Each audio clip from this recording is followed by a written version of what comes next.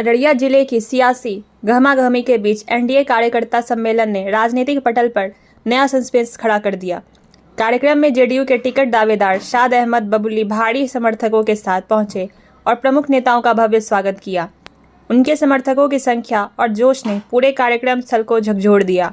वहीं इस बीच स्वागुप्ता अजीम ने भी अपने समर्थकों के साथ अलग ही तरह का तबदला दिखाया।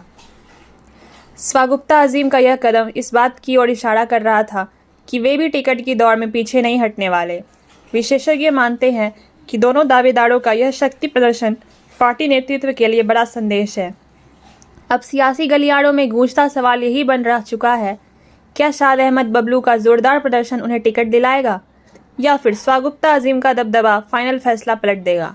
पूरी राजनीतिक खेल की असली सच्चाई जानने के लिए देखिए हमारा विशेष वीडियो। देखिए, सबसे पहले तो ये एक कार्यक्रम था और इस कार्यक्रम के तहत नेता आए थे जो भारत सरकार के माननीय पंचायती राज मंत्री और माननीय बिहार सरकार की मंत्री रेसी सिंह जी, दिलीप जायसवाल जी और हमारे सांसद और कार्यकारी जो हमारे अध्यक्ष राष्ट्रीय कार्यकारी अध्यक्ष श्री संजय झा जी, ये तमाम लोग जो उपस्थित हुए थे वो उस कार्यक्रम के लिए निमंत्रण देने के लिए आए थे। अररिया के लोगों को एक निमंत्रण देना था और चूँकि 15 तारीख को प्रधानमंत्री नरेंद्र मोदी जी का कार्यक्रम होना है पूर्णिया में और वो एयरपोर्ट के उद्घाटन के लिए आ रहे हैं। कई सौगात अररिया, पूर्णिया और किशनगंज को भी देंगे।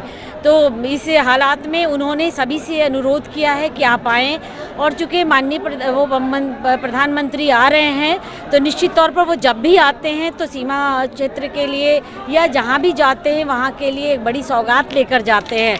तो निश्चित तौर पर इस बार भी हम लोग उम्मीद लगाए हुए हैं कि जब वो आ रहे हैं, एक तो एयरपोर्ट जिससे हमारा बहुत आसान होगा, जो हमारी जो हवाई सुविधा थी वो हम लोगों को सिलीगुड़ी, बागडोगरा जाना पड़ता था, पटना जाना पड़ता था, दरभंगा जाना पड़ता था, जिससे यहाँ के पूर्णिया, किशनगंज, कटिहार के लोगों को काफ़ी मुसीबतों का सामना करना पड़ता था।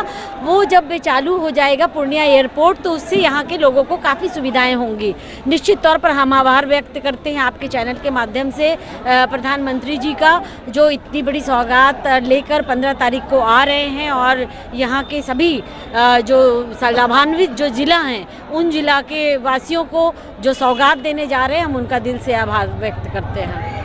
आज ऐसा भी लग रहा था जैसे शक्ति प्रदर्शन जैसा माहौल हो, क्या कुछ कहेंगे? हाँ गुड्डू भाई, आप जानते हैं कि 2025 की चुनावी बिगुल का भी मामला है और हम लोग एक चुनाव भी माहौल भी तैयार कर रहे हैं। आप देख रहे हैं कि हम लोग लगातार 2-3 महीने से छोटी छोटी सभाएं कर के बड़ी सभाएं, बीच बीच में नेता आ रहे हैं, एनडीए के और नेता का चल रहा है कार्यक्रम विधानसभा वाइज, पंचायत वाइज, प्रखंड वाइज। तो हम लोग ये तमाम पूरी चुनाव का एक माहौल तैयार किया जा रहा है जिससे आने वाले दिनों में 2025 से 30 फिर से नीतीश, ये संकल्प हमारा पूरा हो सके।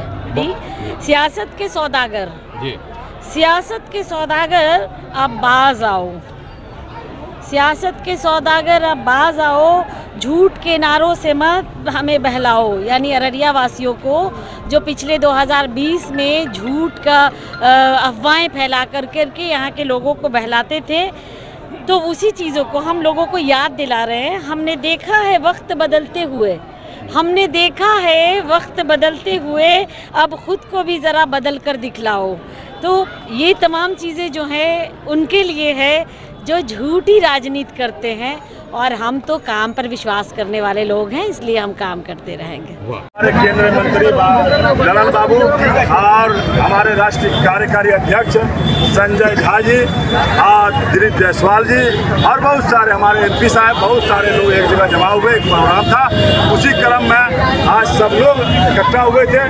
खास करके अररिया विधानसभा की ज़्यादा भागीदारी थी इसमें। वैसे तो और सब विधानसभा से भी लोग आए थे, लेकिन ज़्यादा क्योंकि मेरे अररिया विधानसभा में ये प्रोग्राम था, अररिया विधानसभा के लोग इसकी मेजबानी कर रहे थे, इसलिए अररिया की भागीदारी सबसे ज़्यादा थी।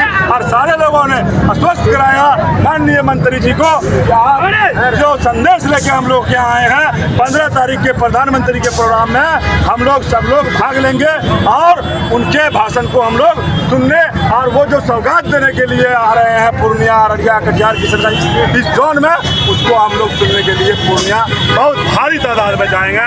यही कह करके सारे लोगों ने आश्वस्त कराया हमारे माननीय मंत्री को। अभी वो गए हैं और मैं आपके माध्यम से सारे लोगों से अपील करूंगा कि हमारे माननीय मुख्यमंत्री, माननीय प्रधानमंत्री जो पूर्णिया आ रहे हैं, जो सौगात हमारे इलाके के लोगों के लिए ले आ रहे हैं, उसके सुनने के लिए और देखने के लिए हम लोग 15 तारीख को भारी संख्या में अररिया की भागीदारी वहाँ होगी। और वो वक्त आप जब आएगा तो आप देखेंगे सबसे ज़्यादा अररिया के लोग वहाँ रहेंगे। यही चंद बातों के साथ मैं फिर से एक बार आप लोगों के माध्यम से लोगों से अपील करना चाहूँगा कि 15 तारीख के प्रोग्राम में भारी संख्या में सब लोग पूर्णिया की ओर चलें।